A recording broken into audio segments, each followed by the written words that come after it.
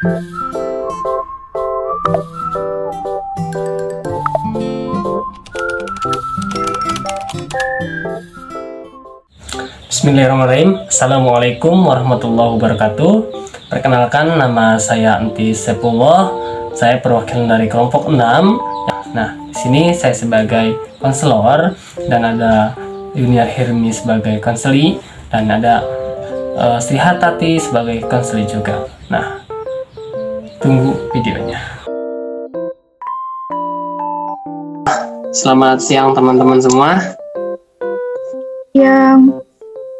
Di sini kita akan melakukan konseling kelompok. Nah, sebelumnya apakah dari teman-teman semua ada yang mengetahui konseling kelompok itu apa?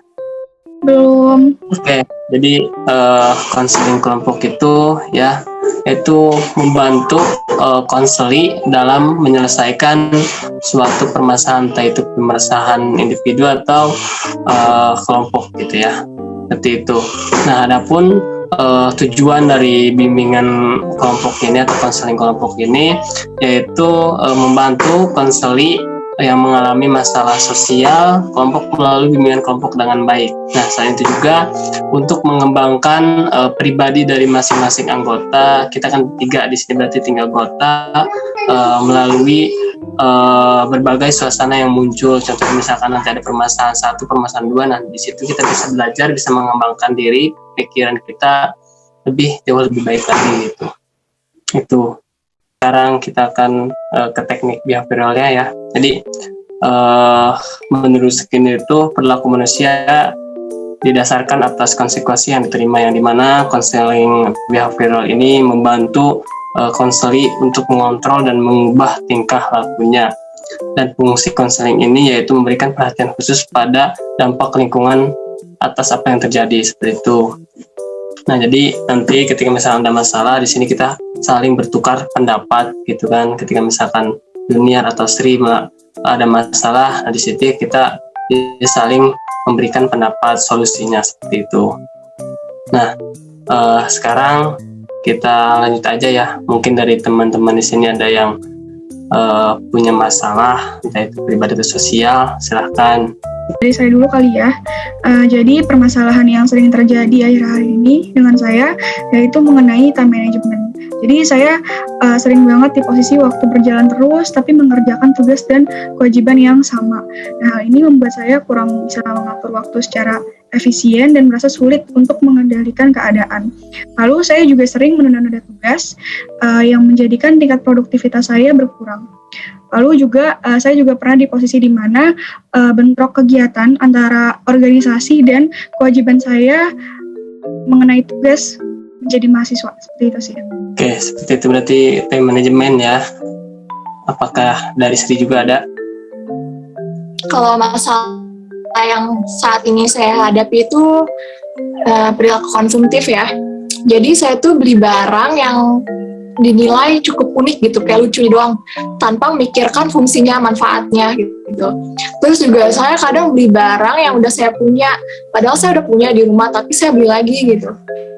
Itu sih masalah yang saat ini saya hadapi. Oke, berarti perilaku konsumtif ya, Sri. Nah, berarti ada 2 di sini masalah. Nah, masalah yang mana dulu nih yang akan kita selesaiin? Masalah saya boleh, kalau Sri gimana? Boleh Junior dulu.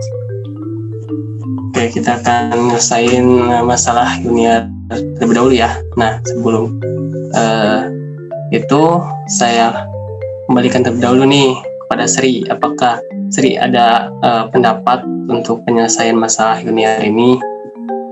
Saya cara bagi waktu, yang pertama pastikan kita udah tahu nih tugasnya itu dari hari sebelumnya, jauh-jauh hari pastikan dikasihnya.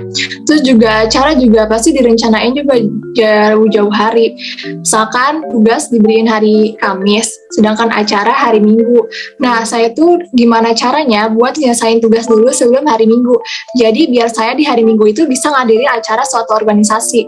Terus kalau misalkan tugas sama acara itu bentrok di hari yang sama, saya lihat dulu nih peran saya di acara organisasi tersebut, seberapa penting saya di acara tersebut gitu. Kalau misalkan saya sebagai ketua gitu, saya bisa lah bagi waktu, sebagian di tugas, ngerjain tugas, sebagian di acara.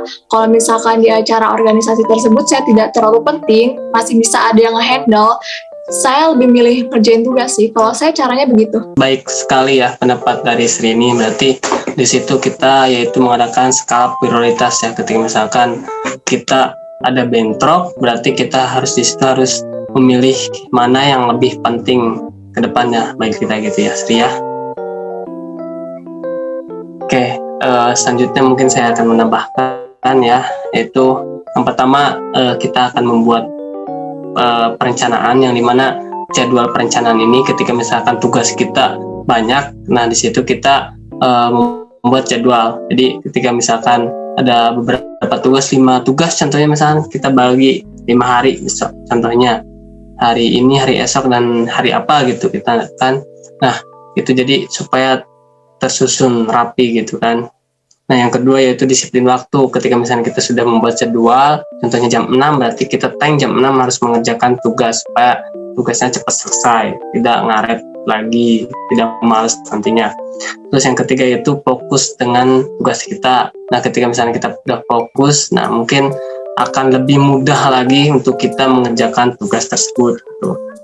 Nah yang keempat yaitu berani mengambil risiko. Nah ketika misalkan kita sedang mengerjakan tugas, ada tugas lain misalkan, nah di situ kita harus benar-benar memilih skala prioritasnya kayak gitu, mengambil keputusan dengan baik. Nah yang kelima yaitu jaga kesehatan, yang dimana ini sangat penting bagi kita semua ya. Jadi ketika misalnya kita badannya udah fit, udah sehat, jadi ketika misalnya mengerjakan tugas kita udah enak gitu, udah nggak ada halangan sakit ini sakit itu gitu, kita bisa fokus juga nantinya itu. Oke, apakah dari Yuniar ada sanggahan atau dari Sri juga ada pendapat lagi? Dari saya cukup. Terima kasih atas masukannya dan solusinya. Oke, ya terima kasih kembali ya Yuniar. Nah di sini kan kita sudah mengetahui nih permasalahan Yuniar dan tadi udah ada penyelesaiannya ya kan. Nah di sini kan kita udah saling bertukar pendapat nih. Jadi mungkin nanti Sri atau Yuniar kan kita bisa, oh jadi gini nih berarti penyelesaian masalah ini. Nah karena di sini ada 2 masalah, yaitu 2 topik dari Sri juga ada perilaku konsumtif, namun karena waktunya yang tidak memadai, mungkin kita akan lanjut minggu depan. Gimana Sri? Iya, boleh. Ya, berarti tidak apa-apa ya, kita satu topik aja untuk kali ini. Ya mungkin itu ya teman-teman semua untuk pertemuan kali ini. Semoga apa yang kita bicarakan tadi bisa bermanfaat ya, khususnya untuk Yuniar karena punya pemecahan masalah untuk Yuniar. Oke lah, sebelum kita mengakhiri acara ini, kegiatan ini, marilah kita berdoa dalam hati dimulai.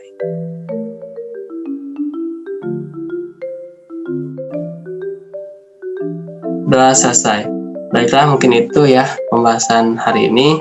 Sekian, Assalamualaikum warahmatullahi wabarakatuh.